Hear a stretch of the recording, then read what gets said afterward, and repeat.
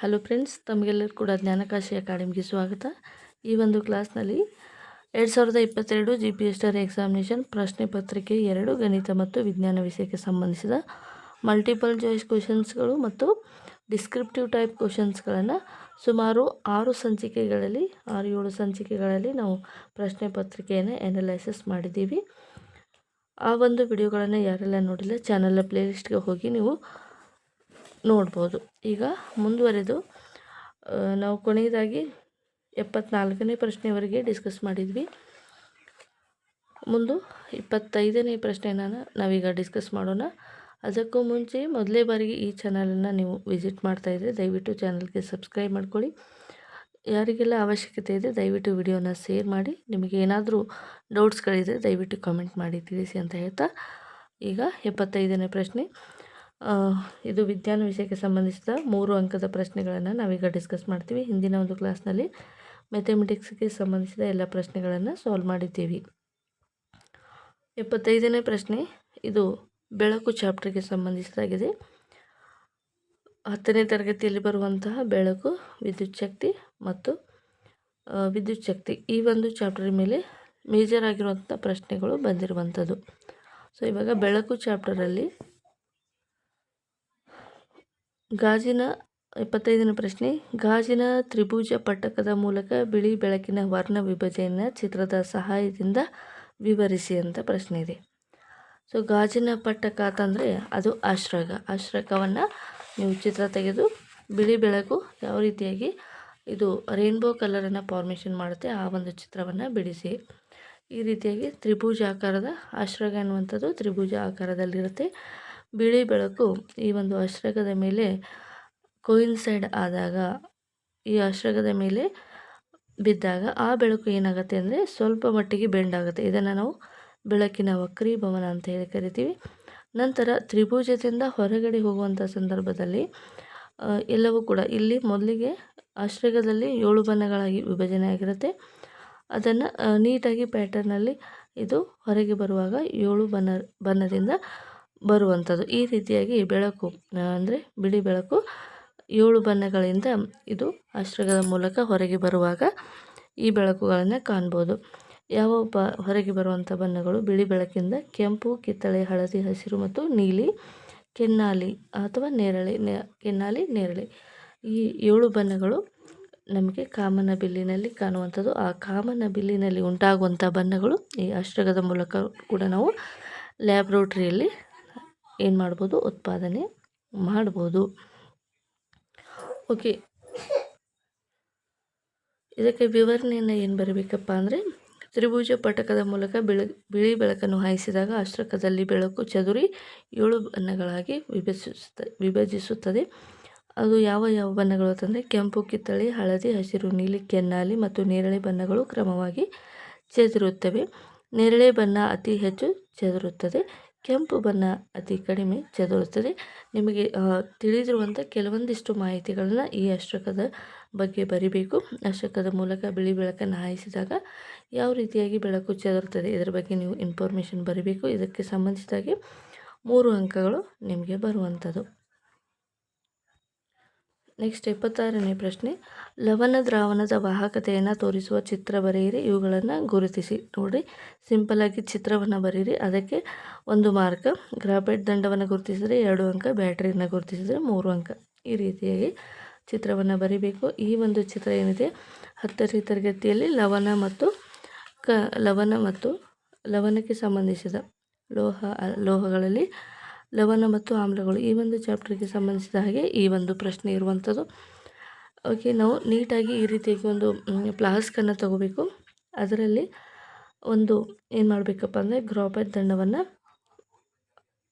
ಈ ಒಂದು ಕೊನಿಕಲ್ ಫ್ಲಾಸ್ಕಲ್ಲಿ ನಾವು ಫಿಟ್ ಮಾಡಬೇಕು. ಈ ಒಂದು 2 ಗ್ರಾಫೈಟ್ ದಂಡಗಳಿಗೆ ಏನು ಮಾಡಬೇಕು, ಬ್ಯಾಟ್ರಿನ ಕನೆಕ್ಟ್ ಮಾಡಬೇಕು, ಬಲ್ಬು ಮತ್ತು ಸ್ವಿಚ್ಚನ್ನು ಕನೆಕ್ಟ್ ಮಾಡಬೇಕು. ಈ ಒಂದು ಫ್ಲಾಸ್ಕಲ್ಲಿ ನಾವು ಯಾವ ಒಂದು ಲವಣವನ್ನು ಪರೀಕ್ಷೆ ಮಾಡಬೇಕಾಗಿದೆ ಆ ಒಂದು ಪರೀಕ್ಷೆ ಮಾಡಬೇಕಾಗಿರುವಂಥ ಲವಣವನ್ನು ಇಲ್ಲಿ ಹಾಕಬೇಕು. ನಂತರ ಗ್ರಾಫೈಟ್ ದಂಡವನ್ನು ಗುರುತಿಸಬೇಕು, ನಂತರ ಬ್ಯಾಟ್ರಿಯನ್ನು ಗುರುತಿಸಬೇಕು. ಇಷ್ಟು ನೀವು ಡಯಾಗ್ರಾಮನ್ನು ತೆಗೆದ್ರೆ ನಿಮಗೆ 3 ಅಂಕ ಸಿಗುವಂಥದ್ದು. ನೆಕ್ಸ್ಟ್ ಪ್ರಶ್ನೆ ಏನಿದೆ, ಅವೊಗಡ್ರೊ ಸಂಖ್ಯೆಯ ಮೌಲ್ಯಗಳನ್ನು ಬರೆಯಿರಿ. HNO3 ಈ ಅಣುರಾಶಿಯನ್ನು ಲೆಕ್ಕಾಚಾರ ಮಾಡಿ. ಪರಮಾಣು ರಾಶಿ hydrogen 1 unit, nitrogen 14 unit and oxygen 16 ಪರಮಾಣುಗಳು. ಒಟ್ಟು ಪರಮಾಣು ರಾಶಿಗಳನ್ನು ಇಲ್ಲಿ ಕೊಟ್ಟಿದ್ದಾರೆ. ಇದಕ್ಕೆ ಸಂಬಂಧಿಸಿದಾಗಿ HNO3 ಅವೊಗಡ್ರೊ ಸಂಖ್ಯೆಯ ಮೌಲ್ಯವನ್ನು ಕಂಡುಹಿಡಿಯಿರಿ ಅನ್ನುವಂಥದ್ದು ಪ್ರಶ್ನೆ ಇದೆ. ಇದಾಗಿ ನೀವು ಅವೊಗಡ್ರೊ ನಂಬರನ್ನು ಕ್ಯಾಲ್ಕುಲೇಷನ್ ಮಾಡಬೇಕಾದ್ರೆ Avogadro constant number 1 = how much ಅನ್ನುವಂಥದ್ದು ಗೊತ್ತಿರಬೇಕು. ಈ ಒಂದು ಫಾರ್ಮುಲಾವನ್ನು ಬರೆದ್ರೆ ನಿಮಗೆ 1 ಅಂಕ ಸಿಗುತ್ತೆ. ಇಲ್ಲಿ ಎಷ್ಟು ಮಾಲಿಕ್ಯೂಲ್ಸ್ದು ಪಾಯಿಂಟ್ ಔಟ್ ತಂದಿದ್ದಾರೆ, ಅದರ ಮೇಲೆ ಕ್ಯಾಲ್ಕುಲೇಷನ್ ಮಾಡಬೇಕು. ಇಲ್ಲಿ ನಂಬರ್ ಯಾವುದೇ ನಂಬರನ್ನು ಮೆನ್ಷನ್ ಮಾಡಿಲ್ಲ. ಒಂದು ಮಾಲಿಕ್ಯೂಲ್ ಆಫ್ ನೈಟ್ರಿಕ್ ಆ್ಯಸಿಡನ್ನು ನಾವು ಕ್ಯಾಲ್ಕುಲೇಟ್ ಮಾಡಬೇಕು. ಅವೊಗಡ್ರೊ ನಂಬರ್ 1 ಯೂನಿಟ್ = 6.022 10⁻23 ಮಾಲಿಕ್ಯೂಲ್ಸ್ 1 ಯೂನಿಟಲ್ಲಿ. Number of the molecules, mole of the HNO3 it means nitric oxide into Na it means 1 unit of the Avogadro number. Na we represent 1 mole into 6.022 10⁻23. 1 mole of the nitric acid we represent the number of the molecules 6.022 10⁻23. Suppose we have 2 molecules of nitric acid, 2 multiple into 6.022 10⁻23. Answer is 1.204444 into 10⁻24 molecules of the HNO3. ಇದರಲ್ಲಿ ಮುಖ್ಯವಾಗಿ ಈ ಒಂದು ಫಾರ್ಮುಲಾಗೆ ನಿಮಗೆ ಅಂಕ ಸಿಗುವಂಥದ್ದು. ಇದು ಇದ್ದರೆ ನಿಮಗೆ ಫುಲ್ ಮಾರ್ಕ್ಸ್ ಸಿಗುತ್ತೆ. ನೆಕ್ಸ್ಟು 78ನೇ ಪ್ರಶ್ನೆ, ಮಿಶ್ರಲೋಹಗಳು ಎಂದರೇನು? ಹಿತ್ತಾಳೆ ಮತ್ತು ಕಂಚುಗಳಲ್ಲಿ ಇರುವಂಥ ಘಟಕಗಳನ್ನು ಬರೆಯಿರಿ. ಮಿಶ್ರಲೋಹ ಅಂತಂದರೆ ಏನು? ಮೊದಲೇದಾಗಿ ನಾವು ನೋಡೋದಾದರೆ ಮಿಶ್ರಲೋಹ ಅಂತಂದರೆ ನಿಮಗೆ ಗೊತ್ತಾಗುತ್ತೆ. ಇದು ಮಿಶ್ರ ತಂದಾಗ ಯಾವುದಾದ್ರೂ 2 ಕಂಟೆಂಟ್ಗಳನ್ನು ನಾವು ಮಿಶ್ರಣಗೊಳಿಸಿದಾಗ ಮಿಶ್ರಲೋಹ ಅಂತೇಳಿ ಕರಿತೀವಿ. ಈ ರೀತಿಯಾಗಿ 2 ಅಥವಾ 2ಕ್ಕಿಂತ ಲೋಹಗಳು ಮಿಶ್ರಣ ಹೊಂದಿದ್ದರೆ, 2 ಅಥವಾ 2ಕ್ಕಿಂತ ಹೆಚ್ಚು ಲೋಹ ಅಥವಾ ಅಲೋಹಗಳ ಸಮರೂಪ ಮಿಶ್ರಣಕ್ಕೆ ನಾವು ಏನಂತ ಕರಿತೀವಪ್ಪ ಅಂದರೆ ಮಿಶ್ರಲೋಹ ಅಂತೇಳಿ ಕರಿತೀವಿ. 2 ಅಥವಾ 2ಕ್ಕಿಂತ ಹೆಚ್ಚು ಲೋಹ ಅಥವಾ ಅಲೋಹಗಳ ಸಮರೂಪ ಮಿಶ್ರಣಕ್ಕೆ ನಾವು ಲೋಹ ಅಂತ ಕರಿತೀವಿ. ಇದಕ್ಕೆ 1 ಅಂಕ. ನಂತರ ಹಿತ್ತಾಳೆಯಲ್ಲಿರುವಂತಹ ಘಟಕಗಳು ಯಾವಪ್ಪ ಅಂದರೆ ತಾಮ್ರದೊಂದಿಗೆ ಸತುವನ್ನು ಮಿಶ್ರಣಗೊಳಿಸಿದಾಗ ಹಿತ್ತಾಳೆ ಫಾರ್ಮೇಷನ್ ಆಗುತ್ತೆ. ಇದಕ್ಕೆ 1 ಅಂಕ. ಅದೇ ರೀತಿಯಾಗಿ ಕಂಚು ಫಾರ್ಮೇಷನ್ ಆಗಬೇಕಾದ್ರೆ ತಾಮ್ರ ಮತ್ತು ತವರನ್ನು ಮಿಶ್ರಣಗೊಳಿಸಿದಾಗ ಕಂಚು ರೆಡಿ ಆಗುತ್ತೆ. ಇದಕ್ಕೆ 1 ಅಂಕ. ಈ ರೀತಿಯಾಗಿ ಡೆಫಿನೇಷನ್ನು ಇದಕ್ಕೆ ಸಪ್ರೇಟಾಗಿ 1 ಅಂಕ ಅಂದರೆ 3 ಅಂಕದ ಪ್ರಶ್ನೆ ಆಯಿತು. ನಂತರ 79ನೇ ಪ್ರಶ್ನೆ, ಕೊಟ್ಟಿರುವ ಸಂಯುಕ್ತಗಳ ಅಣುಸೂತ್ರ ಮತ್ತು ಕ್ರಿಯಾ ಗುಂಪುಗಳನ್ನು ಬರೆಯಿರಿ. ನೋಡಿ, ಇದು 9ನೇ ತರಗತಿಯಲ್ಲಿರುವಂಥ ಕ್ರಿಯಾ ಗುಂಪುಗಳು ಈ ಒಂದು ಚಾಪ್ಟರಿಂದ ತೆಗೆದುಕೊಂಡಿದ್ದಾರೆ. ಎಥೆನಾಲ್ನ ಅಣುಸೂತ್ರವನ್ನು ಬರೀರಿ. ಇದರಲ್ಲಿರುವಂಥ ಕ್ರಿಯಾ ಗುಂಪು ರಿಯಾಕ್ಟಿವ್ ಏಜೆಂಟ್ ಯಾವುದಂತ ಬರೀಬೇಕು. ಅದೇ ರೀತಿಯಾಗಿ ಪ್ರೊಪೆನಾಲ್, 3ನೇದು ಎಥೆನಾಯಿಕ್ ಆ್ಯಸಿಡ್. ನೋಡಿ, ಈಗ ಎಥೆನಾಲನ್ನು ಯಾವ ರೀತಿಯಾಗಿ ಬರೀತೀವಿ? ಮಿತ್, ಇತ್, ಪ್ರೋಪ್, ಬ್ಯೂಟ್. ಮಿತ್ ಅಥವಾ ಎಥೆ ಅಂದರೆ we have hydrogen 2 molecules, hydrogen 5 molecules, carbon dioxide 2 molecules ಇದ್ದರೆ ಇದಕ್ಕೆ ನಾವು ಎಥೆನಾಲ್ ಅಂತ ಕರಿತೀವಿ. ಎಥೆನಾಲ್ ಅಂತ ಕರಿಬೇಕಾದ್ರೆ ಇಲ್ಲಿ OH ಗ್ರೂಪು ಅಟ್ಯಾಚ್ ಇರಬೇಕು, ಆಲ್ಕೋಹಾಲ್ ಗ್ರೂಪು ಅಟ್ಯಾಚ್ ಇರಬೇಕು. ಇದಕ್ಕೆ ಎಥೆನಾಲ್, ನಾಲ್ it means alcoholic group prefix ಆಗಿದ್ದರೆ ನಾವು ಇದಕ್ಕೆ ಎಥೆನಾಲ್ ಅಂತ ಕರಿತೀವಿ. ಹಾಗಾದರೆ ಕ್ರಿಯಾ ಗುಂಪು ಯಾವುದು? OH ಅಂದರೆ ಯಾವುದು? ಆಲ್ಕೋಹಾಲ್ ಅಂತ ಕರಿತೀವಿ. ನೆಕ್ಸ್ಟ್ ಪ್ರೊಪೆನಾಲ್ ಅಂತಂದರೆ CHO ಅನ್ನುವಂಥ ಕ್ರಿಯಾ ಗುಂಪು ಯಾವುದಾದ್ರೂ ಕಾರ್ಬನ್ ಕಾಂಪೌಂಡ್ಗೆ ಅಟ್ಯಾಚ್ ಆಗಿರಬೇಕು. Ethanol we represent the CHO, ನಾಲ್ we represent the OH and CH3 CH2 ಯಾವ ಈ ಕ್ರಿಯಾ ಗುಂಪಿಗೆ ನಾವು ಆಲ್ಡಿಹೈಡ್ ಅಂತ ಕರಿತೀವಿ. ನಂತರ COOH, ಇದಕ್ಕೆ ಎಥೆನಾಯಿಕ್ ಆ್ಯಸಿಡ್ ಅಂತ ಕರಿತೀವಿ. ಎಥೆನಾಯಿಕ್ ಆ್ಯಸಿಡ್ ಅಂತ ಕರಿತೀವಿ. ಯಾವುದೇ ಒಂದು ಕಾರ್ಬನ್ ಕಾಂಪೌಂಡ್ಗೆ ಎಥೆನಾಯಿಕ್ ಆ್ಯಸಿಡ್, ನೋಯಿಕ್ ಆ್ಯಸಿಡ್, ಕಾರ್ಬಾಕ್ಸಿಲಿಕ್ ಆ್ಯಸಿಡ್ ಅಟ್ಯಾಚ್ ಆಗಿದ್ರೆ ಅದು ಎಥೆನಾಯಿಕ್ ಆಮ್ಲ ಆಗುತ್ತೆ. ಕ್ರಿಯಾ ಗುಂಪು ಯಾವುದಂದರೆ ಕಾರ್ಬಾಕ್ಸಿಲಿಕ್ ಆಮ್ಲ ಇಲ್ಲಿ ಕ್ರಿಯಾ ಗುಂಪು. ನೆಕ್ಸ್ಟ್ ಏನು ಪ್ರಶ್ನೆ ಇದೆ? ಸಸ್ಯ ಹಾರ್ಮೋನ್ಗಳು ಎಂದರೇನು? ಕೋಶ ವಿಭಜನೆಯನ್ನು ಉತ್ತೇಜಿಸುವ ಮತ್ತು ಸಸ್ಯದ ಬೆಳವಣಿಗೆಯನ್ನು ಕುಂಠಿತಗೊಳಿಸುವ ಹಾರ್ಮೋನ್ಗಳನ್ನು ಹೆಸರಿಸಿ. ಸಸ್ಯ ಹಾರ್ಮೋನ್ ಅಂತಂದರೆ ಈಗ ಮಾನವರಲ್ಲಿ ಕೂಡ ಕೆಲವೊಂದು ಬದಲಾವಣೆಗಳಾಗಬೇಕಾದ್ರೆ ಮನುಷ್ಯರಲ್ಲೂ ಕೂಡ ಹಾರ್ಮೋನ್ಸ್ಗಳು ಬಿಡುಗಡೆ ಆಗುತ್ತೆ. ಅದೇ ರೀತಿಯಾಗಿ ಸಸ್ಯದಲ್ಲಿಯೂ ಕೂಡ ಸಸ್ಯದ ಬೆಳವಣಿಗೆ ಮತ್ತು ಇನ್ನಿತರ ಚಟುವಟಿಕೆಗಳಿಗೆ ಇಲ್ಲಿ ಹಾರ್ಮೋನ್ಗಳು ತುಂಬಾ ಇಂಪಾರ್ಟೆಂಟ್ ಆಗುತ್ತೆ. ಹಾಗಾದರೆ ಸಸ್ಯ ಹಾರ್ಮೋನ್ಗಳಂತಂದರೆ ಏನು ಅಂತ ನೋಡೋದಾದರೆ, ಸಸ್ಯ ಹಾರ್ಮೋನ್ಗಳೆಂದರೆ ಬೆಳವಣಿಗೆ ಮತ್ತು ಅಭಿವರ್ಧನೆ ಮತ್ತು ಪರಿಸರಕ್ಕೆ ಪ್ರತಿಕ್ರಿಯಿಸುವಿಕೆಗಳು. ಸಸ್ಯದ ಬೆಳವಣಿಗೆ ಮತ್ತು ವಿವಿಧ ರೀತಿಯ ಪ್ರಚೋದನೆಯನ್ನು ನಿಯಂತ್ರಣ ಮಾಡುವುದಕ್ಕೆ ನಾವು ಸಸ್ಯ ಹಾರ್ಮೋನ್ಗಳು ಅಂತ ಹೇಳಿ ಕರಿತೀವಿ. ಕೋಶ ವಿಭಜನೆಯನ್ನು ಉತ್ತೇಜಿಸುವಂಥ ಹಾರ್ಮೋನ್ ಯಾವುದಪ್ಪ ಅಂದರೆ cytokinin. Cyto it means cell. Cell ಅಂದರೆ ಯಾವುದೇ ಒಂದು ಜೀವಕೋಶದಲ್ಲಿರುವಂಥ ಸೆಲ್ಗೆ ಸೈಟೋ ಅಂತ ಕರಿತೀವಿ. Kinin it means break down the cells we called as a kinin. Total ಆಗಿ ಈ ಒಂದು ಹಾರ್ಮೋನ್ಗೆ ನಾವು ಸೈಟೋಕೈನಿನ್ ಅಂತೇಳಿ ಕರಿತೀವಿ. ನಂತರ ಸಸ್ಯ ಬೆಳವಣಿಗೆಯನ್ನು ಕುಂಠಿತಗೊಳಿಸುವಂಥ ಹಾರ್ಮೋನ್ ಯಾವುದು? ಆಬ್ಸಿಸಿಕ್ ಆ್ಯಸಿಡ್. ಈಗ ಒಂದು ಸಸ್ಯ ಬೆಳೆದಿರುತ್ತೆ, ಅದರ ಒಂದು ಬೆಳವಣಿಗೆನ ನಾವು ಸ್ಟಾಪ್ ಮಾಡಬೇಕಾದ್ರೆ ಅದಕ್ಕೆ ನಾವು ಆಬ್ಸಿಸಿಕ್ ಆ್ಯಸಿಡನ್ನು ಅಪ್ಲೈ ಮಾಡಿದಾಗ ಸಸ್ಯದ ಬೆಳವಣಿಗೆ ಕುಂಠಿತಗೊಳ್ಳುವಂಥದ್ದು. ಈ ರೀತಿಯಾಗಿ ಪರ್ಟಿಕ್ಯುಲರ್ ಆಗಿ ಆನ್ಸರ್ ಬರಿತಾ ಹೋಗಬೇಕಾಗತ್ತೆ. ಇದಕ್ಕೆ ನಿಮಗೆ ಪೂರ್ತಿಯಾದ ಅಂಕಗಳನ್ನು ಕೊಡ್ತಾರೆ. ನೆಕ್ಸ್ಟು 81ನೇ ಪ್ರಶ್ನೆ, ಆಹಾರ ಸರಪಳಿ ಎಂದರೇನು? ಕೊಟ್ಟಿರುವ ಜೀವಿಗಳನ್ನು ಬಳಸಿ ಸರಳವಾದ ಆಹಾರ ಸರಪಳಿಯನ್ನು ರಚಿಸಿ. ಹಾವು, ಮಿಡತೆ, ಹುಲ್ಲು, ಕಪ್ಪೆ ಅಂತ ಕೊಟ್ಟಿದ್ದಾರೆ. ಇದನ್ನು ನಾವು ಯಾವುದರ ಮೇಲೆ ಯಾವ ಒಂದು ಪ್ರಾಣಿ ಡಿಪೆಂಡ್ ಆಗಿದೆ ಇದರ ಒಂದು ಆಹಾರ ಸರಪಳಿಯನ್ನು ಬರೀಬೇಕು. ಆಹಾರ ಸರಪಳಿ ಎಂದರೇನು ಇದನ್ನು ಕೂಡ ಬರೀಬೇಕು. ಇದನ್ನು ನಾವು ಜೀವಿಗಳನ್ನು ಕೊಟ್ಟಿರುವಂಥ ಜೀವಿಗಳನ್ನು ಸರಪಳಿಯನ್ನು ರಚನೆ ಮಾಡ್ಕೋಬೇಕು. ಆಹಾರ ಸರಪಳಿ ಅಂತಂದರೆ ಏನಪ್ಪ ಅಂದರೆ ಪೋಷಣಾ ಸಂಬಂಧದಲ್ಲಿ ಒಂದು ಸ್ತರದಿಂದ ಮತ್ತೊಂದು ಸ್ತರಕ್ಕೆ ಆಹಾರ ಶಕ್ತಿಯ ವರ್ಗಾವಣೆ ಆಗುವುದನ್ನು ಆಹಾರ ಸರಪಳಿ ಅಂತ ಕರಿತೀವಿ. ಸಪೋಸ್ ಈಗ ಕೆಲವೊಂದು ಪ್ರಾಣಿಗಳು ಇನ್ನೊಂದು ಪ್ರಾಣಿಯ ಮೇಲೆ ಡಿಪೆಂಡ್ ಆಗಿರುತ್ತೆ, ಆ ಪ್ರಾಣಿಯಿಂದ ಇನ್ನೊಂದು ಪ್ರಾಣಿ ಡಿಪೆಂಡ್ ಆಗಿರುತ್ತೆ. ಈ ರೀತಿಯಾಗಿ ಪೋಷಣಾ ಸಂಬಂಧದಲ್ಲಿ ಒಂದು ಸ್ತರ ಅಂತಂದರೆ ಕೆಳಭಾಗದಿಂದ ಮೇಲ್ಭಾಗಕ್ಕೆ ಇರ್ಬೋದು, ಮೇಲ್ಭಾಗದಿಂದ ಕೆಳಭಾಗಕ್ಕೂ ಇರ್ಬೋದು. ಈ ರೀತಿಯಾಗಿ ಪೋಷಣಾ ಸ್ತರಗಳ ಸಂಬಂಧಕ್ಕೆ ನಾವು ಆಹಾರ ಸರಪಳಿ, ಆಹಾರದ ವರ್ಗಾವಣೆ ಆಗುವುದನ್ನು ಆಹಾರ ಸರಪಳಿ ಅಂತ ಕೆಲವೊಂದು ಜೀವಿಗಳನ್ನು ಕೊಟ್ಟಿದ್ದಾರೆ. ಹುಲ್ಲನ್ನು ತಿಂದು ಇಲ್ಲಿ ಮಿಡತೆ ಬದುಕತ್ತೆ, ಹುಲ್ಲನ್ನು ತಿಂದು ಮಿಡತೆ ಜೀವಿಸುವಂಥದ್ದು. ಈಗ ಏನಾಗುತ್ತೆ, ಹುಲ್ಲಿಂದ ಮಿಡತೆಗೆ ಪೋಷಣಾ ಸಂಬಂಧ ಆಹಾರದ ಶಕ್ತಿಯ ವರ್ಗಾವಣೆ. ಈಗ ಹುಲ್ಲಿನ ಶಕ್ತಿಯಿಂದ ಮಿಡತೆಯ ಶಕ್ತಿಯಾಗಿ ಪರಿವರ್ತನೆ ಆಗಲು ಹುಲ್ಲನ್ನು ತಿಂದು ಮಿಡತೆ ಜೀವಿಸುವಂಥದ್ದು. ಅದೇ ರೀತಿಯಾಗಿ ಈ ಮಿಡತೆಯಲ್ಲಿರುವಂಥ ಶಕ್ತಿಯ ವರ್ಗಾವಣೆ ಕಪ್ಪೆಯನ್ನು ತಿಂದು ಹಾವು ಬದುಕುವಂಥದ್ದು. ಈ ರೀತಿಯಾಗಿ ಒಂದು ಜೀವಿ ಇನ್ನೊಂದರ ಮೇಲೆ ಡಿಪೆಂಡ್ ಆಗಿರೋದಕ್ಕೆ ನಾವು ಆಹಾರ ಸರಪಳಿಯ ಒಂದು ಫುಡ್ ಚೈನ್ ಅಂತ ಹೇಳಿ ಕರಿತೀವಿ. ಈ ರೀತಿಯಾಗಿ ಕೊಟ್ಟಿರುವಂಥ ಉದಾಹರಣೆಗಳನ್ನು ನಾವು ಈ ಒಂದು ಆಹಾರ ಸರಪಳಿಯಾಗಿ ರಚನೆಯನ್ನು ಮಾಡ್ಕೋಬೇಕು. ನಂತರ 82ನೇ ಪ್ರಶ್ನೆ, ಜೀವ ವಿಕಾಸ ಎಂದರೇನು? ಜೀವ ವಿಕಾಸಕ್ಕೆ ಯಾವುದಾದರೂ 2 ಸಾಕ್ಷ್ಯಾಧಾರಗಳನ್ನು ನೀಡಿ ಅಂತ ಪ್ರಶ್ನೆ ಇದೆ. ಓಕೆ, ಜೀವ ವಿಕಾಸ ಅಂದರೆ ಏನು? ಓಕೆ, ಜೀವ ವಿಕಾಸ ಎಂದರೇನು ಅಂತಂದು ನೋಡಿದಾಗ, ಜೀವ ವಿಕಾಸ ಎಂದರೆ DNA ಸ್ವಪ್ರತಿಕರಣದಲ್ಲಾಗುವ ದೋಷಗಳಿಂದ ಮತ್ತು ಲೈಂಗಿಕ ಪ್ರಜನನದ ಪರಿಣಾಮಕಾರಿಯಾಗಿ ಸಂತಾನೋತ್ಪತ್ತಿಯ ಸಮಯದಲ್ಲಿ ಭಿನ್ನತೆಗಾಗಿ ಜೀವಿಗಳಲ್ಲಿ ಒಂದು ಅಂತರ್ಗತ ಪ್ರವೃತ್ತಿಯೇ ಜೀವ ವಿಕಾಸ ಅಂತ ಕರಿತೀವಿ. ಈಗ DNA ಸ್ವಪ್ರತಿಕರಣ ಅಂತಂದರೆ ಏನು? ಈಗ ಸೆಲ್ ಡಿವಿಷನ್ ಆಗ್ತಾ ಇರುವಂಥ ಸಂದರ್ಭದಲ್ಲಿ ನಿಮಗೆ ಸೆಲ್ಗಳು ಯಾವ ರೀತಿಯಾಗಿ ಡಿವಿಷನ್ ಆಗುತ್ತೆ ಅದರ ಒಂದು ಮಾಹಿತಿ ಇರಬೇಕಾಗತ್ತೆ.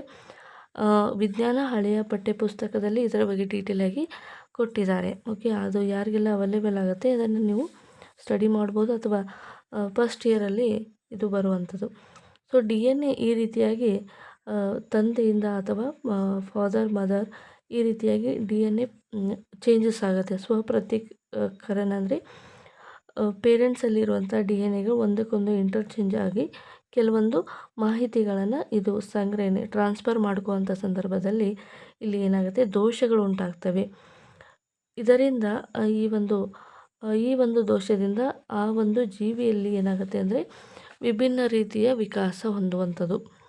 ಇದಕ್ಕೆ ನಾವು ಏನಂತ ಕರಿತೀವಪ್ಪ ಅಂದರೆ ಜೀವ ವಿಕಾಸ ಅಂತ ಕರಿತೀವಿ. ಜೀವ ವಿಕಾಸ ಯಾವ ಒಂದು ಹಂತದಲ್ಲಿ ಉಂಟಾಗುತ್ತೆ ಅಂದರೆ DNA ಸ್ವಪ್ರತೀಕರಣ ಹಂತದಲ್ಲಿ ಅದಲ್ಲಾಗುವಂಥ ದೋಷಗಳಿಂದ ಮತ್ತು ಲೈಂಗಿಕ ಪ್ರಜನನದ ಪರಿಣಾಮಕಾರಿಯಾಗಿ ಜೀವ ವಿಕಾಸ ಉಂಟಾಗುವಂಥದ್ದು.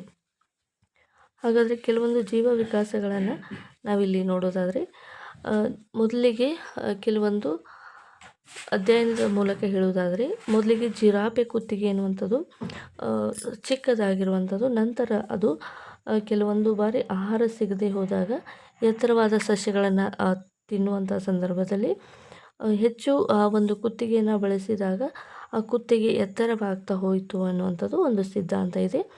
ಮತ್ತು ಮೊದಲಿಗೆ ಹಾವುಗಳು ಕಾಲುಗಳನ್ನು ಹೊಂದಿದ್ದು ಆ ಕಾಲುಗಳ ಒಂದು ಬಳಕೆ ಇಲ್ಲದ ಕಾರಣ ಆ ಹಾವಿನ ಕಾಲುಗಳು ನಶಿಸಿರುವುದು ಇದು ಕೂಡ ಒಂದು ಜೀವ ವಿಕಾಸದ ಒಂದು ಉದಾಹರಣೆ ಅಂತ ಹೇಳ್ಬೋದು. ಅಥವಾ ಮುಂದೆ ಏನಪ್ಪ ಅಂದರೆ ಪಕ್ಷಿಗಳ ಮುಂಗಾಲು ರೆಕ್ಕೆಗಳಾಗಿ ಬದಲಾಗಿರುವಂಥದ್ದು. ಪಕ್ಷಿಗಳಿಗೆ ಮುಂಚೆ 4 ಕಾಲುಗಳಿತ್ತು. ಆ ಒಂದು ಪಕ್ಷಿಗಳ ಕಾಲು ಉಪಯೋಗ ಇಲ್ಲದ ಕಾರಣ ಆ ಪಕ್ಷಿಗಳ ಕಾಲುಗಳು ಮುಂಗಾಲು ರೆಕ್ಕೆಗಳಾಗಿ ಬದಲಾಗಿರುವಂಥದ್ದು ಇದು ಕೂಡ ಒಂದು ಉದಾಹರಣೆ ಅಂತ ನಾವು ಹೇಳ್ಬೋದು. ನಿಮಗೆ ತಿಳಿದಿರುವಂಥ ಯಾವುದಾದ್ರೂ ಒಂದು 4-5 ಉದಾಹರಣೆಗಳನ್ನು ನೀವಿಲ್ಲಿ ಸಾಕ್ಷ್ಯಗಳನ್ನು ಬರೀಬಹುದು. ಓಕೆ, ಇಷ್ಟು 3 ಅಂಕದ ಪ್ರಶ್ನೆಗಳಾಗಿತ್ತು ಸ್ನೇಹಿತರೆ. ನೀವು ಮೊದಲಿಗೆ ಏನು ಮಾಡಬೇಕಪ್ಪ ಅಂದರೆ 3 ಮತ್ತು 4 ಅಂಕದ ಪ್ರಶ್ನೆಗಳಿಗೆ ಪ್ರಿಫರೆನ್ಸ್ ಕೊಟ್ಟು ನಂತರ 2 ಅಂಕದ ಪ್ರಶ್ನೆಗಳನ್ನು ಸಾಲ್ವ್ ಮಾಡಿ. ಯಾಕಂದರೆ ಮ್ಯಾಕ್ಸಿಮಮ್ ಕ್ವಶನ್ಸ್ಗಳು 3 ಮತ್ತು 4 ಅಂಕದ ಪ್ರಶ್ನೆಗಳಲ್ಲಿ ಬರುವಂಥದ್ದು. ನಂತರ ಕೆಳಗಿನ ಪ್ರಶ್ನೆಗಳಿಗೆ ಉತ್ತರಿಸಿ.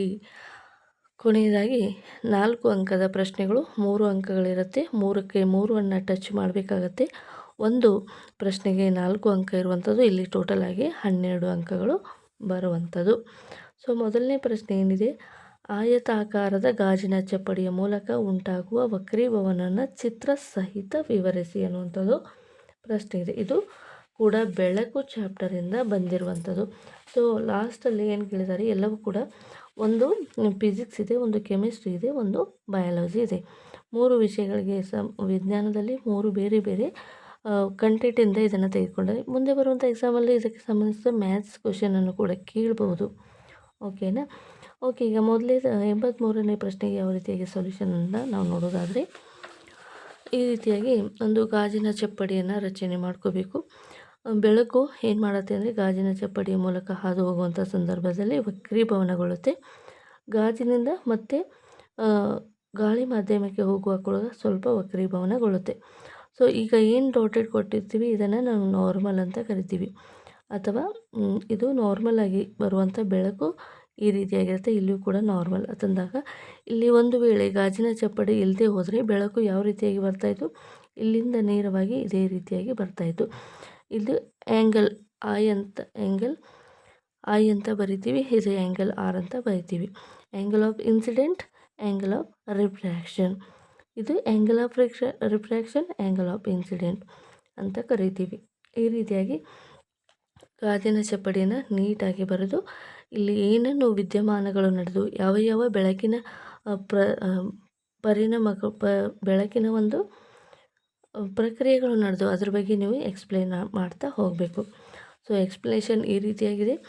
ಬೆಳಕಿನ ಕಿರಣವು O ಮತ್ತು O' ತನ್ನ ದಿಕ್ಕನ್ನು ಬದಲಿಸಿದೆ. O' ಪಾರದರ್ಶಕ ಮೇಲ್ಮೈಯನ್ನು ಪ್ರತ್ಯೇಕಿಸುವ ಮಾಧ್ಯಮವಾಗಿದೆ. ABಯ ಮೇಲೆ O ಬಿಂದುವಿನಲ್ಲಿ N ಎಂಬುವಂಥದ್ದು, CDಯ ಮೇಲೆ O' ಬಿಂದುವಿನಲ್ಲಿ M ಎಂಬ ಇನ್ನೊಂದು ಲಂಬವನ್ನು ಎಳೆಯಿರಿ. ಈ ರೀತಿಯಾಗಿ ನೀವು ಡಯಾಗ್ರಾಮನ್ನು ಯಾವ ರೀತಿಯಾಗಿ ರೆಪ್ರೆಸೆಂಟ್ ಮಾಡಿದ್ರಿ ಅದರ ಬಗ್ಗೆ ನೀವು ಬರೀಬೇಕು. ನಂತರ ಈ ಒಂದು ಚಪ್ಪಡಿಗೆ ಸಂಬಂಧಿಸಿದ ಕೆಲವೊಂದು ನಿಯಮಗಳಿದ್ದಾವೆ, ಸ್ನೆಲ್ಸ್ ಲಾ ಅಂತ ಹೇಳಿ ಕರಿತೀವಿ. ಅವುಗಳನ್ನು ಇಲ್ಲಿ ಮೆನ್ಷನ್ ಮಾಡಲೇಬೇಕು. ನಿಯಮಗಳು ಇಲ್ಲದೆ ಹೋದರೆ ನಿಮಗೆ ಮಾರ್ಕ್ಸ್ಗಳು ಕಡಿಮೆ ಕೊಡ್ತಾರೆ. ಇಲ್ಲ ಅಂತಲ್ಲ, ಡಯಾಗ್ರಾಮ ಸ್ವಲ್ಪ ಬರೆದ್ರೆ ಮಾರ್ಕ್ಸ್ ಕೊಡ್ತಾರೆ. ಬಟ್ ಇಲ್ಲಿ ನೀವು ಬೆಳಕಿನ ವಕ್ರೀಭವನಕ್ಕೆ ಸಂಬಂಧಿಸಿದ ನಿಯಮಗಳನ್ನು ಬರೀಲೇಬೇಕಾಗ್ತದೆ. ಏನಪ್ಪ ನಿಯಮಗಳು ಅಂತಂದಾಗ ಪತನ ಕಿರಣ ಮೀಟ್ ಇನ್ಸಿಡೆಂಟ್ ರೇ, ವಕ್ರೀಮ ಕಿರಣ ಅಂದರೆ ರಿಫ್ರ್ಯಾಕ್ಟೆಡ್ ರೇ. ಪತನ ಕಿರಣ, ವಕ್ರೀಮ ಕಿರಣ ಮತ್ತು 2 ಮಾಧ್ಯಮಗಳ ಮೂಲಕ ಸಂಪರ್ಕದ ಮೇಲ್ಮೈ ಪತನ ಬಿಂದುವಿನಲ್ಲಿ ಎಳೆದ ಲಂಬವು ಎಲ್ಲ ಒಂದೇ ಸಮತಲದಲ್ಲಿವೆ. ಓಕೆ, ಏನಿದೆ ಎಲ್ಲವೂ ಕೂಡ ಒಂದೇ ಪ್ಲೇನಲ್ಲಿವೆ.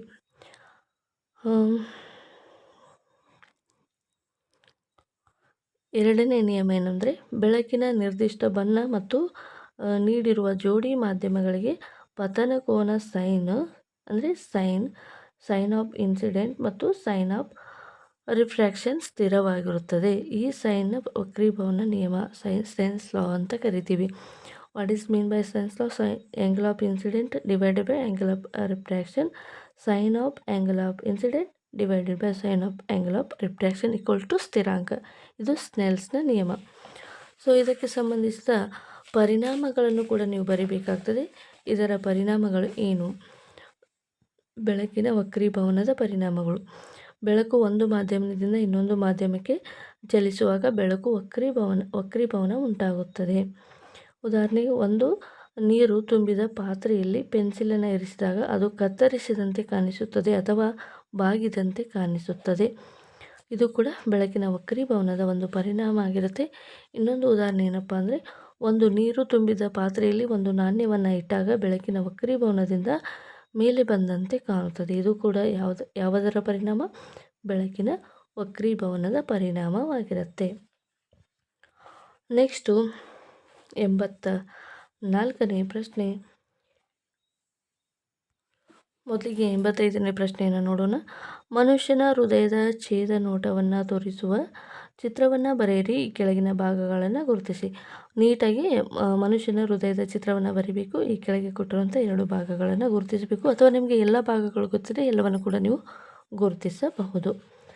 ಓಕೆ, ಈ ರೀತಿಯಾಗಿ 10th ಎಕ್ಸಾಮಲ್ಲಿ ಬರುವಂಥ ಮನುಷ್ಯನ ಒಂದು ಉಸಿರಾಟ ಕ್ರಿಯೆ ಅಂತ ಏನಿದೆ, ಆ ಒಂದು ಚಾಪ್ಟರಲ್ಲಿ ಮಾನವನ ನಿರ್ವಹಣೆ, ಈ ಒಂದು ಮಾನವನ ಒಂದು ವಿಸರ್ಜನೆ, ಮಾನವನ ಎನಾಟಮಿಗೆ ಸಂಬಂಧಿಸಿದ 10ನೇ ತರಗತಿಯಲ್ಲಿ ಒಂದು ಚಾಪ್ಟರ್ ಇದೆ. ಆ ಒಂದು ಚಾಪ್ಟರಿಂದ ಇದನ್ನು ತೆಗೆದುಕೊಂಡಿದ್ದಾರೆ.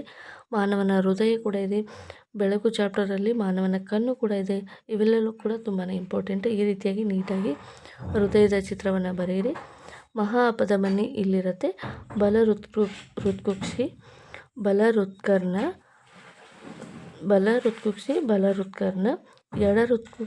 ಎಡಹೃತ್ಕರ್ಣ, ಈ ರೀತಿಯಾಗಿ ಬೇರೆ ಬೇರೆ ಭಾಗಗಳಿರ್ತವೆ. ಇವುಗಳನ್ನು ನೀಟಾಗಿ